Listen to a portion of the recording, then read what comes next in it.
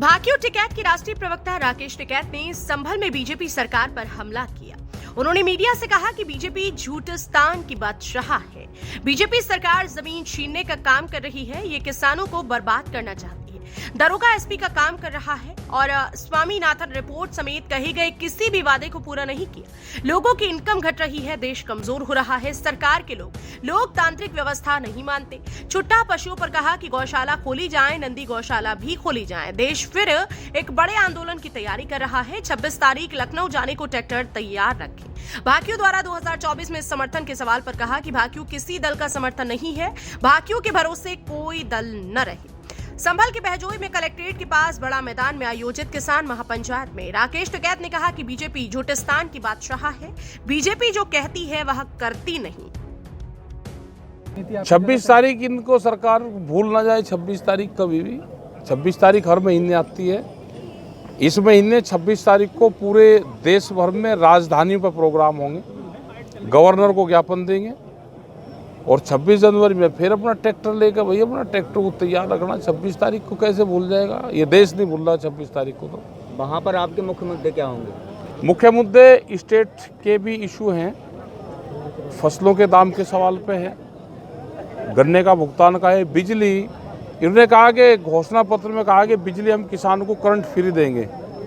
अब मीटर लगा रहे, मीटर में को फ्री बिजली कैसे आएगी? वह टेक्नोलॉजी नहीं पता। बगैर पुराली के धान कैसे पैदा होगा? पुराली किसान जलावना और धान पैदा कर ले तो कैसे होगा? तो छोटा पशु को लेकर कोई इशू रहेगा? छोटा पशुओं को लेकर छोटा पशु को तो बड़ा इशू हमारा है ही। गौशाला में जाना चाहिए और नंदी गौशाला भी बढ़नी चाहिए। पराली के तो तमाम मुकदमे सरकार ने पीछे वापस लिए थे। अब फिर कर देगी और फिर वापसी ले लेगी, फिर करेगी फिर वापसी लेगी। साहब 2024 की तैयारी में भाजपा जुटी है इस बार। और भाजपा और काम क्या कर रही हो? चुनाव का ही तो काम करें। आपकी क्या तैयारी है? नहीं हमारा क्या, हमारे तो आंदोलन की तैयारी भाई। कोई मुद्दे होंगे तो आंदोलन होगा उस पर। देश में फिर एक बड़े आंदोलन की जरूरत है। आंदोलन से किसको लाभ और किसको नुकसान होगा? क्या पता हमें किसका। हमको ये है कि अगर अपनी बात ना कहें तो एक किसान मजदूर बर्बाद होगा। देश में जब आज़ादी की लड़ाई चली तो वह 90 वर्ष चली। ये कितने दिन चलेगा ये तो नहीं कह सकते, लेकिन चलेगा। राहुल गांधी और अखिलेश की बात कर रहे हैं किसानों की खास पार्टी को आपको समर्थन? हाँ नहीं करनी चाहिए, सबको बात करनी चाहिए। ये भी करें, बीजेपी वाले भी करें, ये भी करती हैं। सरकार भी कहें कि हम भी काम कर रहे हैं। आंदोलन होते रहेंगे तो सरकारें, सत्ता पक्ष और विपक्ष किसान को ना भूल जाए, इसलिए आंदोलन जरूरी है। देखो वो कह रही है, कर नहीं रही। जैसे उत्तर प्रदेश के घोषणा पत्र में था कि बिजली फ्री देंगे, अब आप बता दो बिजली फ्री मिल रही है? जैसे घोषणा पत्र में दिए हुए वादे वो नहीं कर रही, ऐसे ही दूसरी चीजों पे वादा करती है और करती नहीं। ये झूठिस्तान के बादशाह हैं। ये कुछ भी बात कहेंगे, उनकी बात सच नहीं मानना। जैसे स्वामीनाथन कमेटी की रिपोर्ट को इन्होंने कहा 2014 में कि हमारी अगर सरकार आएगी तो हम उसको लागू करेंगे, वो नहीं करी। एमएसपी गारंटी कानून लागू नहीं करा, ना उस पर कानून बनाया। तो जब भी तो फसलें आधे रेट में बिकती है। चकबंदी में बड़ा भ्रष्टाचार है। पुलिस फोर्स का बड़ा आतंक छावरा है। मतलब एक थानेदार अपने थाना क्षेत्र में एसएसपी का काम कर रहा, बिना रिपोर्ट के लिखत पड़ा तो कह दे भाई ये काम नहीं होना जी, ठीक तो ज़्यादा अत्याचार हो रहा। जमीन छीनने का प्लान बना रही। सर आप लोग दिल्ली से तो लौट के आए थे, आंदोलन शांतिपूर्ण तरीके से समाप्त करके। आखिर भारतीय किसान में लगातार तीखे तेवर है, कब तक तेवर तीखे? देखो सरकार जब तक षड्यंत्र रचती रहेगी, ये हमारे आंदोलन जारी रहेंगे। सरकार जालसाजी से काम करना चाहती है। आपकी मुख्य मांगे क्या है फिलहाल? देखो मुख्य मांगे है, स्वामीनाथन कमेटी की रिपोर्ट है, एमएसपी गारंटी कानून है, बिजली अमेंडमेंट बिल है, सीड बिल लिए जाना चाहते हैं वे हैं, फसलों के दाम हैं, किसान कैसे जिंदा रहे हैं।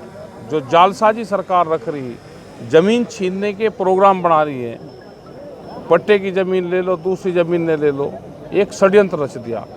भूमि अधिग्रहण एक्ट कानून बहुत आंदोलन के बाद में बना। उसमें आज डीएम को पावर दे दी पूरी भूमि अधिग्रहण की, और किसी को भी जमीन अधिग्रहण करने का लाइसेंस दे सकता है। तो ये जो प्रॉब्लम है, और सरकार चाह रही कि भाई किसान एग्रीकल्चर से हटकर मजदूर बने। जो लेबर एक्ट है उसमें संशोधन कर दिए, बेरोजगारी कहाँ गई, महंगाई कहाँ जा रही, ये सारे हमारे इशू रहेंगे।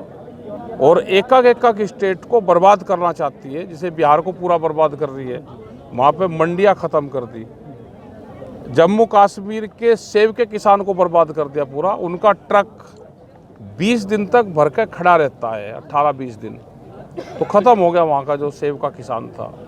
क्या इसलिए ख़त्म कर रहे कि वहाँ पे ज़्यादातर मुस्लिम हैं? क्या ये देश में इस तरह की जो नफरत फैला रहे हैं उससे प्रोग्रेस होगी? और कोई भी आदमी हो, वो अपनी ये देखना का भाई मेरी प्रॉपर्टी बढ़ी, मेरे बालकों की नौकरी लगी, मेरी तनख्वाहें बढ़ी, क्या तो देश बढ़ा है। अगर हर आदमी की घटी है, प्रॉपर्टी घटी, उसको रोजगार कम मिल रहे, महंगाई बढ़ी, तो ये मान लो कि देश कमजोर हुआ है। सर गन्ना ये सत्र चल रहा है, 20 दिन हो गए चलते हुए, गन्ना मूल्य पर क्या कहना है आपका? गन्ने मूल्य पे हमने कहा भी था सरकारों को, चिट्ठी भी लिखी, और 26 तारीख को हमारा प्रोग्राम है। उसमें 2 डिमांड नोट जाएगा, एक भारत सरकार के खिलाफ जाएगा, एक उत्तर प्रदेश की जो हमारी डिमांड है, हक पत्र हैं, वे हमारे जाएंगे। ना गन्ना मूल्य बढ़ा रहे, ना गन्ने का भुगतान दे रहे। देश में जैसा बहुत लंबे समय अभी आपका आंदोलन चला, अभी आगे देश में जैसा लोकतांत्रिक व्यवस्था बनाए रखने के लिए किस तरीके का स्टैंड रहने वाला है? और ये देश तो लोकतांत्रिक व्यवस्था से ही तो चलेगा, लेकिन लोकतांत्रिक व्यवस्था को सरकार में रहने वाले लोग मानते नहीं। ना वे कोर्ट कचहरियों को मानते, ना वे इलेक्शन कमीशन को मानते, ना लोकतांत्रिक व्यवस्था को मानते, ना भीमराव बाबा के बनाए हुए संविधान को मानते। वही लोग नहीं मानते इसको। आप देख लो अगर मानते। संभल से फजल अहमद के साथ सतीश सिंह की रिपोर्ट, एक्सप्रेस न्यूज।